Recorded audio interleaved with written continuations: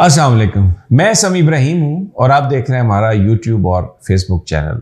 ड्रामाई सूरत हाल पंजाब में और लम्हा बलम्हा तब्दील हो रही है। लेकिन जो आज पहला जो राउंड था उसमें पीटीआई और काफ लीग जीत गए। राना सनाउल्लाह ने यह कहा था कि 4 बजे अगर इजलास नहीं बुलाया तो फिर वज़ीर आला नहीं रहेंगे। हम जो ऑफिसेस हैं वज़ीर आला के उनको और जो हाउस है उसको हम सील कर देंगे। और लेकिन ऐसा नहीं हुआ। 4 बजे इजलास भी नहीं हुआ और कोई वज़ीर आला हाउस को या ऑफिस को सील करने भी नहीं आया। गवर्नर साहब की रूलिंग आई, गवर्नर साहब ने जवाब दिया स्पीकर की रूलिंग का।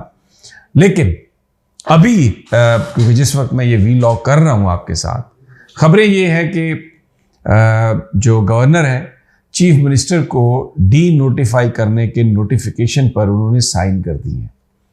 नवाज शरीफ साहब से जनाब गवर्नर साहब की बात हुई है। देखें, जो अलमिया इस मुल्क का फिर वही हुआ।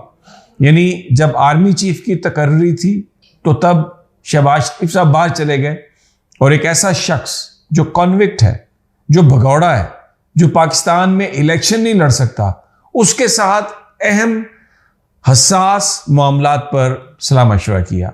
ऑफिशियल सीक्रेट एक्ट खिलाफ वर्जी है ये उसकी, और बिल्कुल इसकी पाकिस्तान का आइन और कानून इजाजत नहीं देता। लेकिन ये हुआ और किसी ने इसका कोई नोटिस नहीं लिया, जो अलमिया है पाकिस्तान का।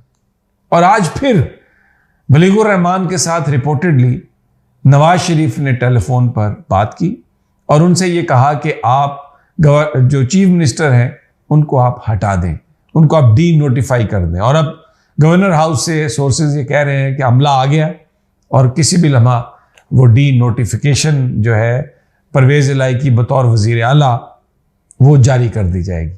अब इसकी क्या कानूनी हैसियत है और इस पर रिएक्शन क्या हो सकता है? आज मोनस इलाही और चौधरी परवेज़ इलाही इन्होंने किस तरीके से मामलात को देखा, ये मैं बताता हूँ आपको अभी इस पूरे वीलॉग में तफसील से। सबसे पहले तो ये जो नंबर गेम है पंजाब की, उसमें मुस्लिम लीग काफ के 10 अरकान आज उन्होंने एतमाद का इजहार किया चौधरी परवेज़ इलाही पर। पीटीआई इजलास बुला लिया गया अरकान का, और जो अभी तक जो तादाद है उसके मुताबिक 10 मेंबरान काफ लीग के और बाकी मेंबरान पीटीआई के, तो ये टोटल तादाद बनती है 187। एक खातून मेंबर जो है पीटीआई की, वो क्योंकि उनके बेटे को कैंसर है और वो मुल्क से बाहर है, इसलिए वो नहीं आ सकी। अब पार्लिमानी पार्टी का जो इजलास है उसमें मुकम्मल तौर पे जो अक्सरियत वाज़े हो जाएगी, सामने आ जाएगी। तो जो ये इत्तलात थी कि इन्होंने जरदारी साहब ने और शहबाज शरीफ ने और पता नहीं क्या कुछ कर लिया है, कितने लोगों को खरीद लिया है, ऐसा नहीं हो सका। खवातीन अरकान ने बताया कि करोड़ों रुपए की ऑफर हुई, 5-5 करोड़ रुपए की जो खवातीन अरकान थी उनको हुई ऑफर कि आप हमारे साथ आ जाएं तो 5 करोड़ रुपए। जो मेल कुछ मेंबर्स हैं डायरेक्टली जो इलेक्शन जीत के आए, उनको 20 करोड़ तक की ऑफर दी गई। और साथ में ये कहा गया कि आपको टिकट भी देंगे। ये भी कहा गया कि जनाब हमारे साथ हैं सब ताकतवर लोग, आपको अगले इंतखाबात में जितवाएंगे भी, क्योंकि हुकूमत हम ही ने बनानी है। लेकिन ऐसा नहीं हो सका, एक भी मेंबर ये नहीं खरीद सके। अब मोनस इलाही ने बड़ा चैलेंज किया राना सनाउल्लाह को। उन्होंने कहा कि राना सनाउल्लाह, मैं 4 बज गए, मैं अपने सीएम हाउस में आ गया हूं और तुम्हारा इंतजार कर रहा हूं, तो तुम आ जाओ, सील करो इसको। लेकिन कोई नहीं आया।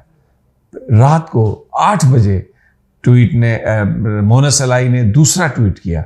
उन्होंने कहा कि मैं बोर हो गया हूं इंतजार कर करके, अब मैं घर जा रहा हूं, तो अगर आपने आना है तो बराए करम मुझे बता दीजिएगा, आपने जब सील करने आना है तो मैं आ जाऊंगा। लाहौर में जो एडमिनिस्ट्रेशन है, गुलाम महमूद डोगर जो सीसीपीओ है, पुलिस की फोर्स उनके साथ तैयार है, क्योंकि अगर डी नोटिफाई किया चीफ मिनिस्टर को तो फिर नया चीफ मिनिस्टर या एडमिनिस्ट्रेटर जो गवर्नर साहब मुकर्रर करेंगे वो कैसे चार्ज संभालेगा, ये एक सवालिया निशान है।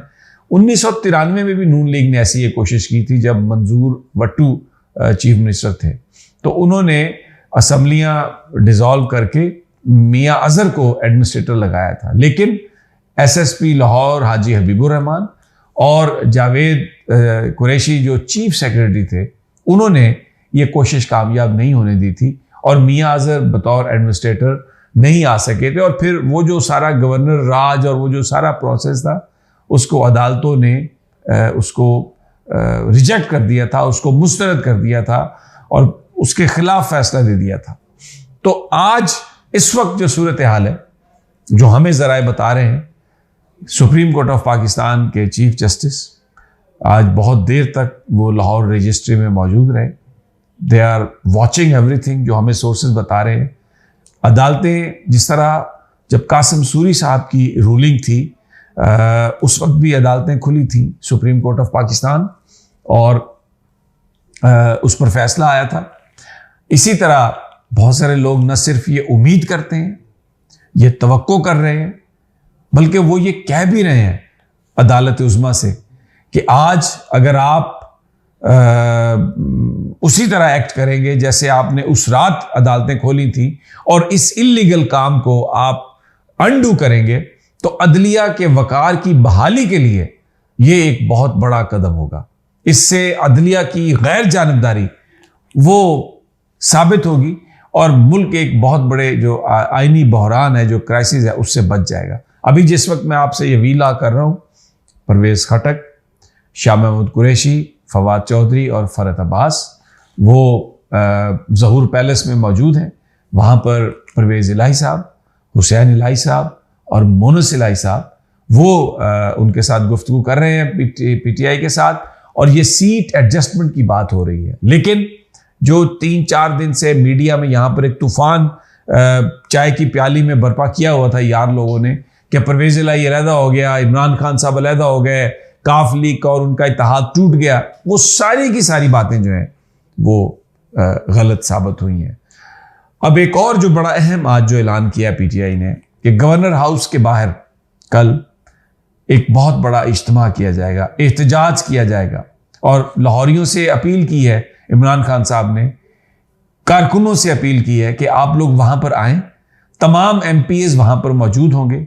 इमरान खान साहब भी एक उसके लिए वीडियो लिंक से खिताब करेंगे, क्योंकि अभी उनकी सेहत ऐसी नहीं है, वो अपने पाँव पर खड़े नहीं हो सकते, तो वो वीडियो लिंक के जरिए खिताब करेंगे। अपील किया उन्होंने लाहौरियों से कि आप सब लोग आएं और इसमें कल एहतजाज होगा और ये गवर्नर हाउस के सामने। तो सिचुएशन अभी डी नोटिफिकेशन की इंतजार किया जा रहा है। नून लीग ये करने जा रही है और ये एक गैर कानूनी काम है, उसके लिए लाहौर की एडमिनिस्ट्रेशन तैयार है। और जैसा मैंने कहा कि सुप्रीम कोर्ट ऑफ पाकिस्तान भी वॉचिंग दैट, और वो ये सब कुछ, इसको ये अदालतें रात को लग सकती हैं। अगर नहीं भी लगेंगी तो कल समाअत होगी, ये मामला अदालतों में जाएगा और फिर जो लोगों का इज्तिमा होगा लाहौर में गवर्नर हाउस के सामने, तो एक नया ये सीन डेवलप हो रहा है। अभी तक की ताज़ा तरीन जो है वो ये है, अभी जो ऑर्डर आया है गवर्नर की तरफ से, वो स्पीकर की रूलिंग को उन्होंने मुस्तरद किया, आईनी शिकों का हवाला दिया है कि जी मैं आपको मुस्तरद करता हूं आपकी इस पोजीशन को। लेकिन आईनी माहिरीन ये सवाल उठा रहे हैं कि इजलास तो डिप्टी स्पीकर ने नहीं बुलाया, जिस पर परवेज़ इलाही साहब एतमाद का वोट नहीं ले सके, तो लेकिन ये कसूर कोई चौधरी परवेज़ इलाही साहब का तो नहीं है, तो इसलिए उनको डी नोटिफाई गवर्नर किसी कानून के तहत नहीं कर सकते।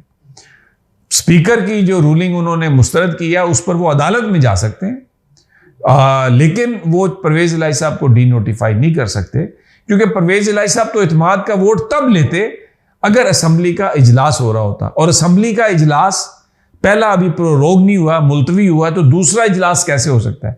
लेकिन राजा बिशारत, उन्होंने जो पंजाब के वजीर हैं, उन्होंने एक बड़ी ज़बरदस्त बात कही है।